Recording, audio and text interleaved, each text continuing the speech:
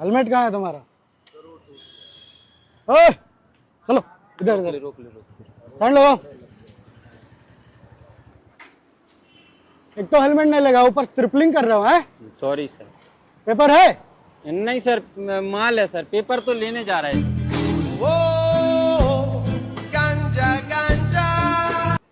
तो ला के देते ना, 5 मिनट रुकिए सर। सर लेने गया सर। तुमको बोले थे कि लेके चलो पेपर। फोन कर रहा सर, माल है सर, पेपर। आंखों में तेरी अजब सी अदाएं हैं। বিশ্বাস করো বন্ধু, এই ভিডিওটা দেখার পর একটা জিনিস চিন্তা করি, তোরা কবে এই করটা খাবি? সেদিন আমি যাব তোদের কাছে, থানায় আমি সেদিন যাব তোদের দেখতে।